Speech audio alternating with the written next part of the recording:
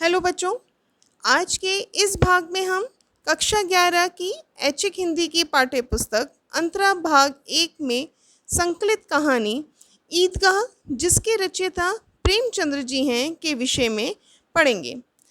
कहानी को पढ़ने से पहले प्रेमचंद्र जी के विषय में भी जानना आवश्यक है।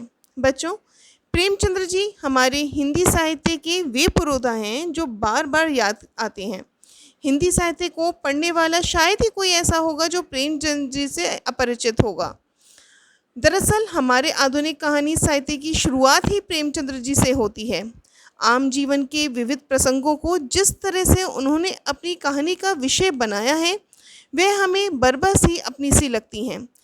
चाहे कोई भी परिस्थिति हो या कोई भी समय हो, चाहे वो समय जिस समय प्रेमचंद्र जी ने अपनी लेखनी से हिंदी साहित्य को समृद्ध बनाया था, उस समय की परिस्थितियाँ और आज की जो परिस्थितियाँ हैं कमोवेश ऐसी की तैसी बनी हुई हैं, जो उनके समय में थी और जिनको उन्होंने अपनी कहानी का आधार बनाया था।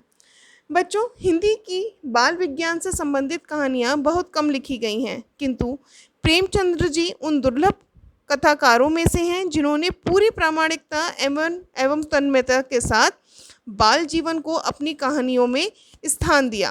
उनकी कहानियाँ भारत की संस्कृति और ग्रामीण जीवन के विविध रंगों से सराबोर हैं और उनका वास्तविक दस्तावेज हैं।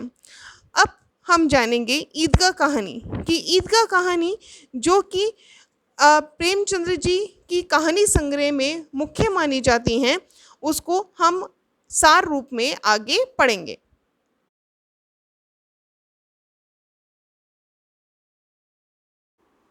प्रस्तुत कथा के अनुसार रमजान के पूरे 30 रोज़ों के बाद ईद आई है।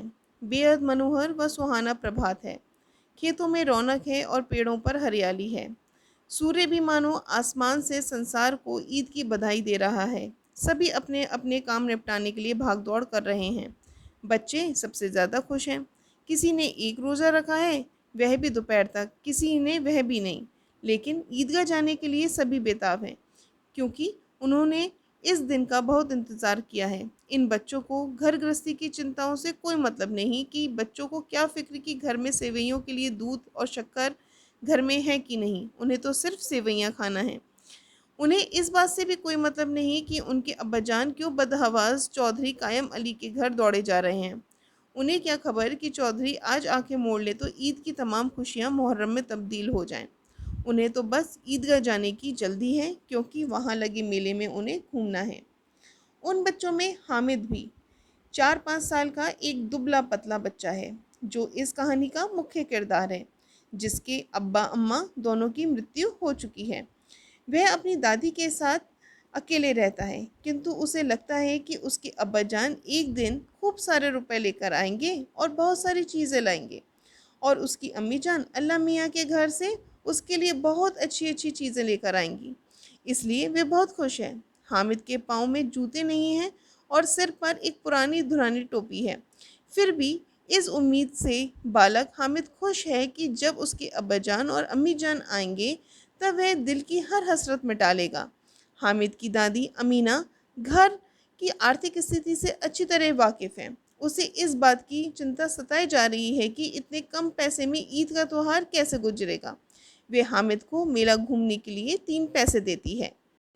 ईदगाह के लिए गांव से मेला रवाना होता है। दूसरे बच्चों के साथ हामिद भी जाता है। सभी बच्चे खूब मस्ती करते हुए आगे बढ़ रहे हैं। धीरे धीरे शहर की चकाचौंध भरा दृश्य नज़र आने लगता है।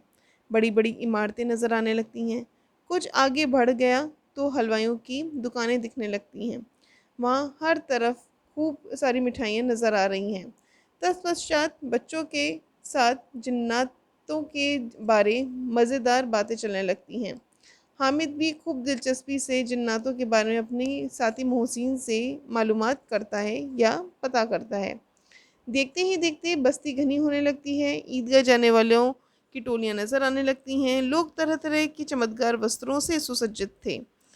कोई इक्के तांगे पर सवार, कोई मोटर पर, सभी सुगंधित इत्र से सराबोर। सभी के दिलों में उमंग नज़र आ रहा है। ग्रामीणों का ये छोटा सा दल अपनी विपन्नता से बेखबर, संतोष और धैर्य से मग्न चला जा रहा है। सहसा ईदगाह नजर आता है। ऊपर इमली के वनों घने वृक्षों की छाया है। नीचे पक्का फर्श है जिस पर जाजिम बिछा हुआ है। रोजेदारों की पंक्ति एक एक के पीछे करके दूसरे तक चली जाती है। यहाँ कोई धन और पद नहीं, इस्लाम की निगाह में सब बराबर हैं। हामिद की टोली इन ग्रामीणों ने भी आ, नमाज अदा की और पिछली पंक्ति में खड़े हो गए। तत्पश्चात ईद की नमाज अदा की जाती है। ईद की नमाज पढ़ने के बाद लोग आपस में गले मिलते हैं। इसके बाद बच्चे खिलौनों और खिटना मिठाइयों की दुकानों पर कूद पड़ते हैं। बच्चों की टोली मेले से तरह तरह के खिलौने और मिठाइयाँ खरीदती है। लेकिन हामिद के पास मात्र 3 ही पैसे होते हैं जिनसे वह अपनी दादी के लिए चिमटा खरीदता है। इस बात पर उसके सभी साथी उसका मजाक उड़ाते हैं। हामिद भी उनके खिलौनों की निंदा करता है और अपने चिमटे को उनके खिलौनों से बेहतर बताता है। 11 बजे गांव में हलचल मच गई। मेले वाले आ गए। एक एक करके सभी बच्चे अपने अपने घरों पहुंच जाते हैं, खुशियों का केंद्र बनकर। जब अमीना बालक हामिद की आवाज़ सुनी तो उसके पास दौड़कर गई और उसको अपनी गोद में उठा लेती है। वह अचानक हामिद के हाथ में चिमटा देखकर चौंक जाती है। तत्पश्चात वह पूछती है कि यह चिमटा कहाँ से लिया। वह कहता है कि मोल लिया। तब अमीना कहती है, कितने पैसे में? हामिद बोलता है, 3 पैसे दिए आपने उसमें। तत्पश्चात अमीना हामिद को डांटने लगती है। कुछ खाता पीता जो चिमटा उठा कर ले आया। तभी हामिद अपनी दादी से भावुकता और समझदारी से कहता है, तुम्हारी उंगलियां तवे से जल जाती हैं, इसलिए मैंने चिमटा लिया है। हामिद इतना बात सुनना था कि हामिद अमीना को क्रोध तुरंत ही स्नेह में बदल जाता है। हामिद का अपने प्रति प्यार और त्याग की भावना देखकर अमीना भावुक हो उठती है। उनकी आंखों से आंसुओं की कतार बहने लगती है। वे हामिद को खूब दुआएं देने लगती हैं। बच्चों, इस प्रकार आपने देखा कि इसकी कथा वस्तु बहुत ही सरल शब्दों से गठित की गई है, लेकिन इसके जो भाव हैं वो बहुत ही गहरे तक आज भी आपको कहीं ना कहीं उद्वेलित करते हैं। इस पाठ को आप ध्यानपूर्वक पढ़ें और कहानी को ध्यान से समझें। धन्यवाद।